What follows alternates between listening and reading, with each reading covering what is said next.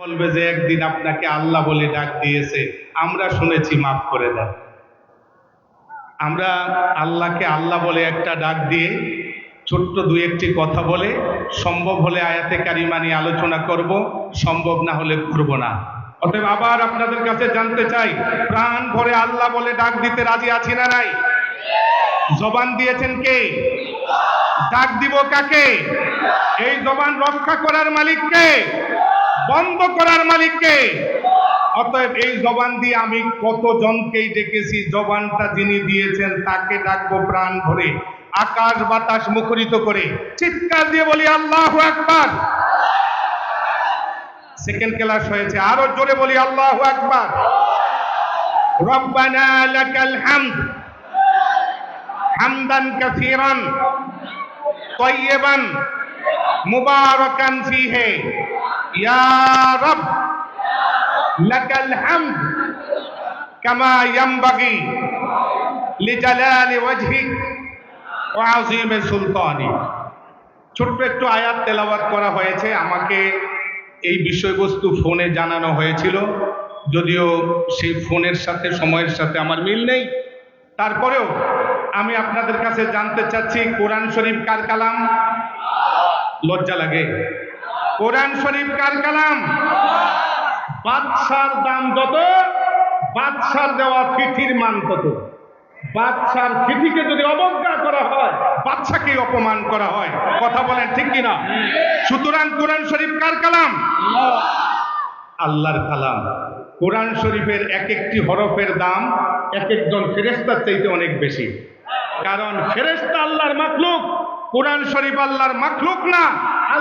আল কোরআন কালামুল্লাহ ওয়া সাদারা মিনহু। কোরআন আল্লাহর সিফাত, আল্লাহ থেকে বেরিয়ে এসেছে। জিবরাইল আমিন আল্লাহর বাণীকে সংরক্ষণ করে আমার নবীর সিনার মধ্যে রেখেছেন। এই কোরআনের মধ্যে আমার আল্লাহ তাআলা সব দিয়েছেন। এখানে আছে zoology, pharmacology, technology, wood engineering, civil engineering, mechanical engineering.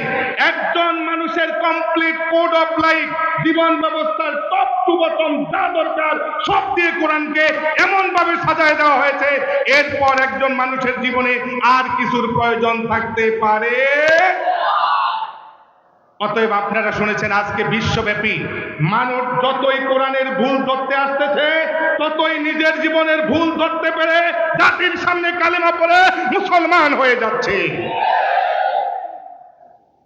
অতএব আমি যদি তেলাওয়াতকৃত আয়াতে কারিমার উপর আপনাদের সামনে, আমার মনে হয় আর 9 মিনিট সময় আছে, এই 9 মিনিটে একটু কথা বলি। আপনারা কি এই কথাটা মন দিয়ে শুনতে রাজি আছেন? দুইটা কাজ করতে হবে। কয়টা কাজ? এক নাম্বার, ফাসতামিউ লাহু। কোরআনের আলোচনার সময় পরস্পর কথা বলা যাবে না, আল্লাহ নিষেধ করেছেন। এটা কোনো মন্ত্রীর বাজানের আলোচনা হয় না, আল্লাহর কোরআনের আলোচনা হয়। এখানে পরস্পর কথা চলবে না। ফাসতামিউ লাহু, হৃদয় দিয়ে শুনতে হবে। রাজি না নারাজ? কে কে রাজি? আল্লাহু আকবার বলে হাত জাগায়া দেখায়, হাত নামান। 2 নাম্বার, যতক্ষণ কোরআনের আলোচনা চলবে ততক্ষণ পর্যন্ত চুপ থাকতে হবে। পরস্পর কানে কানে বেনর বেনর করা যাবে না। আমরা কি 15টা মিনিট কোরআনের জন্য ওয়াকফ করতে রাজি আছি? কারা রাজি আছে? আরেকবার আল্লাহু আকবার, হাত নামান। আমরা যে আয়াতে কারিমা তেলাওয়াত করেছি, এই আয়াতে কারিমার মধ্যে আমার আল্লাহ রব্বুল আলামিন গুরুত্বপূর্ণ একটি বিষয় তুলে ধরেছেন। যেই বিষয়টা যদি না হয়, তাহলে ওয়ালাইকুম সালাম,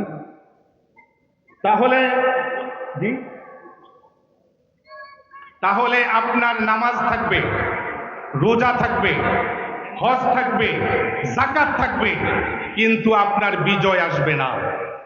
যে সব আমল থাকবে, পাশাপাশি ভিক্ষার ঝুলিটাও হাতে থাকবে। আপনারা বলেন তো, আমার রাসূল সাল্লাল্লাহু আলাইহি সাল্লামের যুগে মুসলমানের কি স্বর্ণের খনি ছিল?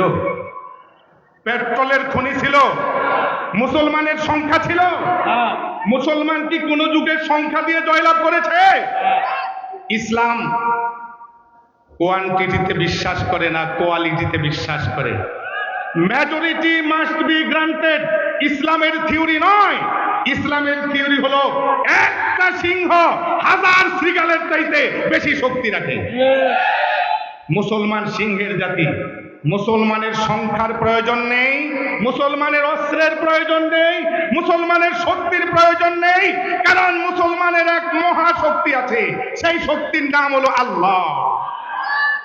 আল্লাহু মাওলানা ওয়ালা মাওলা লাকুম, আল্লাহ আমাদের মাওলা। আল্লাহ যদি না থাকে, অস্ত্র থাকতে পারে, ক্ষমতা থাকতে পারে, অফিসার থাকতে পারে, কোনো কিছুতে দুই পয়সার লাভ হতে পারে। অতএব তেলাওয়াতকৃত আয়াতে কারিমায় আল্লাহ তাআলা একটা কথা তুলে ধরেছেন। আমাকে ফোনে দুইটা কথা বলা হয়েছিল, আমি হয়তো চেষ্টা করলে 2 মিনিট একটা আর 3 মিনিট একটা কথা আলোচনা করতে পারি, যেহেতু আমি সময়ের বাইরে যাব না। আল্লাহ তাআলা যে কথাটা তুলে ধরেছেন, আজকের বিশ্বে সেটা দেখতেছি আমরা। নামাজ আছে, রোজা আছে, সংখ্যা আছে, টাকা আছে, স্বর্ণের খনি আছে, আছে পেট্রোলের খনি, কিন্তু মুসলমান বিধর্মীর পা ছাড়তেছে, মুসলমান আমেরিকার কাছে ভিক্ষার হাত পাততেছে, তাকে দেখলে পর্দা ভুলে যাচ্ছে, নারী নাচাচ্ছে। এর কারণ কি?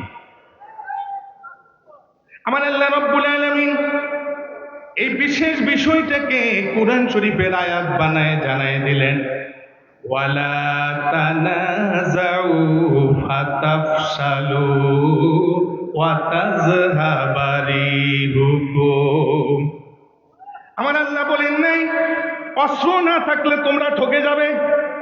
আমার আল্লাহ বলেন নাই সংখ্যা কম হলে তোমরা ঠকে যাবে। না না, নজর করে দেখো, মাত্র 313 জন মুসলমান অস্ত্র ছাড়া, যানবাহন ছাড়া কিভাবে হাজারের উপরে সশস্ত্র বাহিনী আবু জাহালের, তাদের উপর ইসলামের প্রথম যুদ্ধে জয়লাভ করে দেখাইছে। ওই মুসলমানের অস্ত্র তো বেশি ছিল না, এই কথাটা তো আমার না।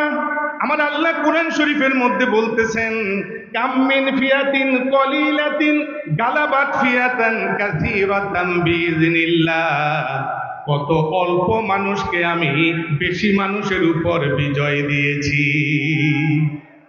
তাহলে এখানে আল্লাহ তাআলা কথাটা তুলে ধরেছেন, মুসলমান যদি পরস্পর ঝগড়া করে, পরস্পর যদি কাদা ছোড়াছুরি করে, টুপির সেলাই নিয়ে যদি একজন আরেকজনকে কাফের বলে, জামার সেলাই আর লম্বার দৈর্ঘ্য প্রস্থ পরিমাপ করে যদি একজন আরেকজনের বিরুদ্ধে ফতোয়া জারি করে, তাহলে এই মুসলমানের নামাজ থাকতে পারে, রোজা থাকতে পারে, হজ থাকতে পারে, বিজয়ের আসন তারা স্বপ্নেও দেখবে না। আমি ছোট্ট 2টা উদাহরণ দিই, যেহেতু আমার সময় খুবই সীমিত, আর আছে 4 মিনিট। আপনারা শুনেছেন ভারতে একবার 2 এলাকায় 2টা মসজিদ, এক মসজিদের মুসল্লিরা নামাজে আমিন বলে জোরে, আরেক এলাকার লোকেরা আমিন বলে আস্তে। আচ্ছা, যারা আমিন জোরে বলে তারা কি বলে যে জোরে বলা ফরজ? বলে না। ওয়াজিব বলে? সুন্নাত বলে? কি বলে? মুস্তাহাব। মুস্তাহাব। কত মানুষ আছে তো নামাজই পড়ে না। এখন আমিন যে জোরে বলে, সে আস্তে বলা মসজিদে গিয়ে নামাজে দাঁড়িয়েছে। ইমাম সাহেব যেই মাত্র ওয়ালা দোয়াল্লিন বলেছে, এই বেচারায় সর্বশক্তি উজাড় করে চিৎকার করে একটা আমিন ছেড়ে দিছে। ভাই আপনি আমিন জোরে বলেন, বলেন, এই এলাকায় আসতে বলে, এখানে তো আসতেও বলা যেত। যেই জোরে বলেছে, আসতে বলা গ্রুপ খেপে গেছে। ওরা নামাজের পরে বললো যে ওরে ধর কতক্ষণ পিটাই। পিটানের পরে এর গ্রুপ আবার খেপেছে, মামলা হয়ে গেল। এই কথাগুলো আর নেদা কিতাবের আল্লামা আসলাম সাইফুপুরি তিনি লিখেছেন। এখন মামলা গেল যে জজ সাহেবের আন্ডারে। জজ সাহেব হলেন একজন খ্রিস্টান, ব্রিটিশ পিরিয়ড। জাতির দুর্ভাগ্য কত! আমিন আসতে হবে না জোরে হবে, বিচার করবে কে? খ্রিস্টান জজ। তো জজ সাহেব সব শুনেছে। শোনার পরে বলল যে ভাই আপনারা কি বলেন? বলে আমরা বলি আমিন তো জোরে বলতে হবে। বলে মানি? বলে এটা হাদিস শরীফে আছে, জোরে বলতে হবে। ঠিক। আপনারা কি বলেন? বলে আমরা বলি আমিন আস্তে বলতে হবে। বলে মানি? বলে হাদিস শরীফে আছে। বলে ঠিক, এটাও তো ঠিক। বলে তারপর? আচ্ছা আমি সবকিছু বুঝলাম, কিন্তু আমি একটা জিনিস বুঝি না, এই আমিনটা কি জিনিস? এটা কি কোনো পাঞ্জাবি যে গায়ে দেয়, না কোনো টুপি মাথায় দেয়? এটা জিনিসটা কি? পরে একজনে দাঁড়িয়ে বলতেছে, স্যার এটা হচ্ছে আসলে ওয়ান কাইন্ড অফ সাউন্ড, মানুষের মুখ থেকে উচ্চারিত হওয়া একটা আওয়াজ।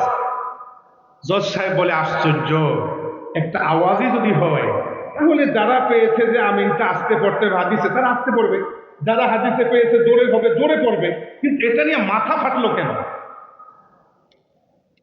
বিশ্বাস করেন নবীদের মধ্যে মতভেদ ছিল। আপনি যদি বলেন এদেশের মুসলমানগুলো সব এক দল বানাবেন, আপনার জীবন শেষ হয়ে যাবে, মুসলমান সব দিক থেকে এক হবে না। এর কারণ হলো নবীদের মধ্যে মতভেদ ছিল। হযরতে সুলাইমান আলাইহিস সালামের রায় আর বাবা দাউদ আলাইহিস সালামের রায় অনেক সময় এক ছিল না। সাহাবীদের মধ্যে মতভেদ ছিল। কথা বলেন, কাদের মধ্যে ছিল মতভেদ? ঝগড়া পর্যন্ত নেওয়া যাবে না, মতভেদ থাকবে, কোরআনের স্বার্থে এক হয়ে যেতে হবে, ইসলামের কাছে এক হয়ে যেতে হবে, দ্বীনের কাছে এক হয়ে যেতে হবে। কথা বলেন ঠিক কিনা? অতএব আমার তো সময় আছে 1 মিনিট, আলোচনা রয়ে গেছে আরেক অর্ধেক, সেই অর্ধেক 1 মিনিটে শেষ করব।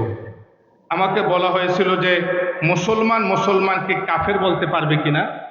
এটা হাদিস শরীফের মধ্যে এসেছে, কেউ যদি কাউকে কাফের বলে, যাকে বলে সে যদি কাফের না হয় তাহলে যে বলবে সে হয়ে যাবে। আমাদের মাযহাবের ইমাম আবু হানিফা রাহমাতুল্লাহ আলাইহি বলেছেন, একজন মুসলমানের একটা কাজ দেখে যদি সন্দেহ হয় যে মুসলমান আছে না কাফের হয়ে গেছে, তখন তার সেই কাজটার ব্যাখ্যা খুঁজতে হবে। যদি 100টি ব্যাখ্যা হয়, 99 ব্যাখ্যায় সে কাফের, একটা ব্যাখ্যায় কাফের না, তাহলে তাকে কাফের বলা যাবে না। এই উদাহরণটা বলে আমি কথা শেষ করে দিচ্ছি। এই জন্য আপনার এই হাসরের মাঠে মুসলমানদের অমুসলিমদের অবস্থা বলতে গিয়ে একজন লোক বলল যে কোনো কাফের জাহান্নামে যাবে না। মানুষে বললো যে মারাত্মক কথা, এটা তো কাফের বলতে হয়, কারণ আল্লাহ নিজে কোরআন শরীফের মধ্যে বলেছেন ওয়াইদাত লিল কাফিরিন, জাহান্নাম তৈরি করা হয়েছে কাফেরদের জন্য। আরে বলতেছে কাফের জাহান্নামে যাবে না মানে? আবু হানিফা রহমতুল্লাহ আলাইহি বললেন যে 100টা ব্যাখ্যার মধ্যে একটা ব্যাখ্যা আছে, একে কাফের বলা যাবে না। কিভাবে বলে? সেটা হচ্ছে কাফেররা যখন হাসরের মাঠে উঠবে, তখন তারা যখন চোখের সামনে জাহান্নাম দেখবে, তখন কিন্তু তারা জাহান্নামের উপর ঈমান আনবে, বেহেশতের উপর ঈমান আনবে, আল্লাহর উপর ঈমান আনবে। যদিও তাদের ঈমান আল্লাহর দরবারে কবুল হবে না, কিন্তু লুগাতি অর্থে তারা কিন্তু তখন বেঈমান থাকবে না। এই কারণে তাকেও কাফের বলা যাবে না। আমি আপনাদের সাথে একটু পরিচিত হয়ে গেলাম, দেখে গেলাম। ভালো থাকেন, আপনাদের এই চমৎকার প্রোগ্রাম আরো উন্নতি হোক। আমার জন্য দোয়া করেন, আল্লাহ তাআলা দ্বীনের পথে কবুল করেন। আমার সময় এর মধ্যেই শেষ হয়ে গেছে। ওয়া আখিরু দাওয়ানা আনিল হামদুলিল্লাহি রাব্বিল আলামিন। আসসালামু আলাইকুম ওয়া রাহমাতুল্লাহি।